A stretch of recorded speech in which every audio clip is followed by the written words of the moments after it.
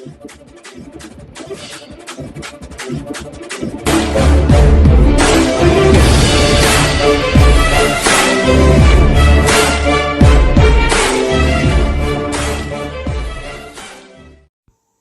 Para Hindustan news में आपका हार्दिक स्वागत है। रोहतक से बड़ी खबर आ रही है। देसी वैक्सीन पर लगा प्रश्न चिन्ह। ट्रायल के 14 दिन बाद हरियाणा के गृह मंत्री को हुआ कोरोना। अनिल विज के कोरोना पॉजिटिव होने के बाद रोहतक पीजीआई में मचा हड़कंप। 5 दिसंबर को जिस तरह मंत्री की रिपोर्ट सामने आई, उससे सरकारी दवाओं पर भी पड़ा प्रतिकूल असर। रोहतक पीजीआई के कुलपति डॉक्टर ओपी कालरा ने कहा, हमारे सभी वॉलंटियर स्वस्थ, अभी तक किसी को कोरोना होने की रिपोर्ट भी नहीं। पीजीआई प्रशासन ने की पत्रकार वार्ता। मेडिकल सुपरिटेंडेंट पुष्पा दिया का बयान। इंजेक्शन में स्वास्थ्य मंत्री अनिल विज को टीके की डोज दी गई या प्लेसिबो, यह नहीं मालूम। उनका दावा, तीसरे फेज का चल रहा ट्रायल पूरी तरह होगा सफल। पीजीआई प्रशासन की सफाई, यह डबल ब्लाइंड रैंडमाइज ट्रायल है। 50% वॉलंटियर को वास्तविक टीका लगता है और 50% को प्लेसिबो की डोज दी जाती है। ट्रायल करने वाले डॉक्टर को भी मालूम नहीं होता कि किसे टीका दे रहे हैं और किसे प्लेसिबो। हरियाणा के गृह मंत्री अनिल विज को तीसरे चरण के ट्रायल में टीके की पहली डोज लगने के बावजूद रिपोर्ट पॉजिटिव होने की सूचना के बाद वैक्सीन की विश्वसनीयता पर नए सिरे से चर्चा शुरू हो गई है। उधर इस खबर के बाद रोहतक पीजीआई प्रशासन में हड़कंप मच गया है। जैसे ही इसकी सूचना पीजीआई प्रशासन को मिली, तुरंत ही एक डॉक्टरों का दल यहां से अम्बाड़ा के लिए रवाना हो गया। ट्रायल में शामिल विशेषज्ञ व अन्य डॉक्टरों का कहना है कि कोई यह समझता है कि टीका लगने के तुरंत बाद कोरोना के संक्रमण से बचाव हो सकेगा, तो यह ऐसा बिल्कुल नहीं है। टीके की पहली डोज लगने के बाद 2 महीने तक संक्रमण का जोखिम बना रह सकता है। बूस्टर डोज लगने के बाद 28 दिन बाद और कुल मिलाकर 2 माह में इम्यूनिटी विकसित होगी। इसलिए पहली डोज देने के करीब 2 माह बाद ही व्यक्ति इस स्थिति में पहुंचता है जब संक्रमण से बचाव हो सकता है। ताजा मामला इसलिए भी गंभीर है, सरकार के मंत्री से जुड़ा हुआ है। केंद्र सरकार की ओर से वैक्सीन तैयार होने का दावा किया जा रहा है। खुद प्रधानमंत्री ने भी कहा है कुछ हफ्तों में कोरोना को नियमित करने वाली वैक्सीन आ जाएगी। सरकारी दावों के बीच राज्य सरकार ने वैक्सीन वितरण की तैयारियां भी शुरू कर दी। जिला स्तर पर कलेक्टर की अध्यक्षता में बैठक भी हो गई। यह भी तय हो गया कि पहले चरण में स्वास्थ्य कर्मियों, पुलिस के जवानों आदि को वैक्सीन दी जाएगी। लेकिन 5 दिसंबर को जिस तरह एक मंत्री की रिपोर्ट सामने आई है, उससे सरकारी दावों पर भी प्रतिकूल असर पड़ा है। रोहतक पीजीआई की मेडिकल सुपरिटेंडेंट पुष्पा दिया ने कहा कि इंजेक्शन में स्वास्थ्य मंत्री अनिल विज को टीके की डोज दी गई है प्लेसिबो, यह नहीं मालूम, क्योंकि यह डबल ब्लाइंड रैंडमाइज ट्रायल है।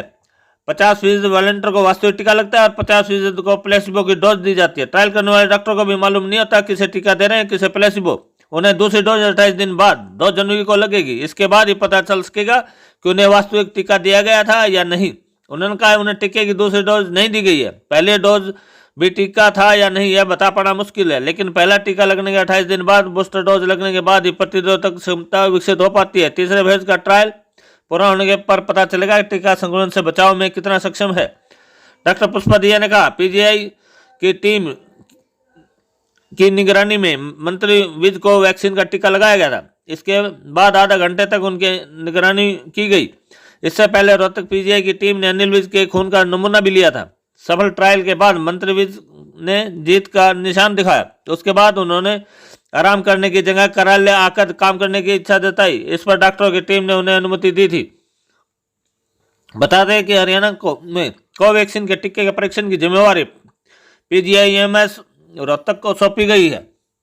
इससे पहली डोज के 28 दिन बाद दूसरी डोज दी जानी है। 48 दिन बाद उनके शरीर में एंटीबॉडी की जांच की जाएगी। सही परिणाम मिलने पर देश भर में चिन्हित 21 संस्थानों में 25,800 वॉलंटियरों को यह डोज दी जाएगी।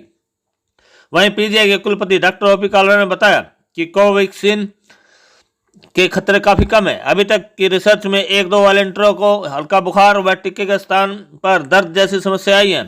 हमारे सभी वॉलंटियर स्वस्थ हैं और अभी तक किसी को कोरोना होने की रिपोर्ट भी नहीं है। रोहतक से के चौधरी की रिपोर्ट। हाँ, जो वैक्सीन का जो ट्रायल है हमारा, वो फेज़ 3 वाला तो शुरू हो रखी है हमारे पीजीआई रोहतक में। तो ऑलरेडी 280 के आसपास पेशेंट्स को हमने एनरोल भी कर चुके। उसमें इनिशियल 200 जो पेशेंट्स थे, उसमें 3 बंदों को वैक्सीन लग गए, तो एक बंदे को जो वैक्सीन नहीं भी लगता, पर हमें नहीं पता चलता किसको वैक्सीन लगी है किसको नहीं लगी है। उसके बाद जो भी 1000 पेशेंट्स हैं उनमें 1:1 मतलब हर ऑल्टरनेट बंदे को वैक्सीन भी लगेगी और एक बंदे को प्लेसेबो जो बोलते हैं वो लगेगी। बाकी वैक्सीन की जो ट्रायल है वो जो डॉक्टर सविता वर्मा चला रहे हैं यहाँ पे जो प्रिंसिपल इन्वेस्टिगेटर है, और साथ में जो डॉक्टर हमारे पवन है, ये फिजिशियन इंचार्ज है पूरा ट्रायल का, तो ये आपको उसके बारे में पूरी जानकारी दे सकते हैं। अभी तक क्या मतलब कितने दिन बाद जो पहली डोज अभी उसके बाद ट्रायल की जो रिजल्ट जो बोलते हैं हम, वो अब तक किसी को पता नहीं है। वो जब जैसे ये ट्रायल बीच में एक फेज़ तक पहुंचेगी उसके बाद ही रिपोर्ट आ पाएगी।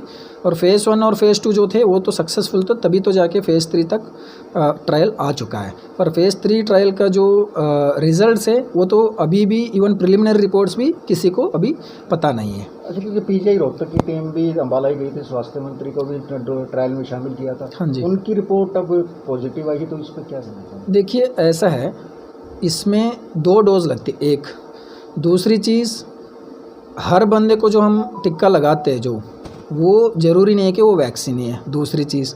तीसरी चीज़, वैक्सीन लगाने के बावजूद एंटीबॉडीज़ डेवलप होने में टाइम लगता है।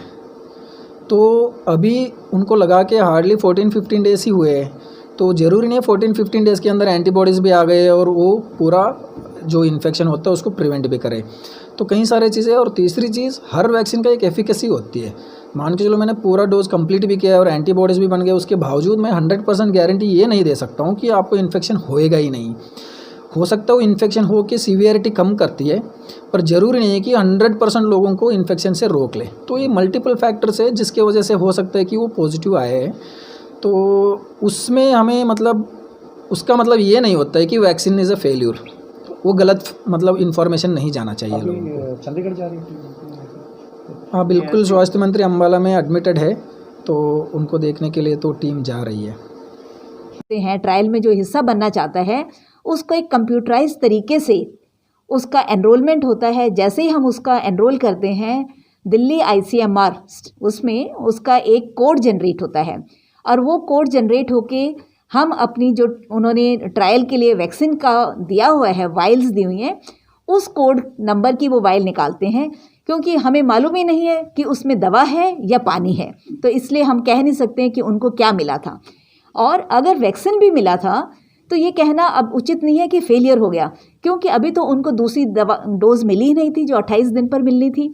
और हो सकता है कि उससे पहले, अभी आप उनको 14 दिन ही हुए थे, 14 दिन ही हुए हैं, 20 नवंबर को उन्होंने लगवाया था, तो अभी कह ही नहीं सकते। और इस दौरान अगर वो जाने अनजाने में किसी ऐसे व्यक्ति से मिले जो कि संक्रमित था, तो हमें ये कह नहीं सकते कि ये इसका फेलियर है, क्योंकि अभी उनके बॉडी में 42 डेज से पहले, 42 दिन से पहले एंटीबॉडीज़ बनी ही नहीं।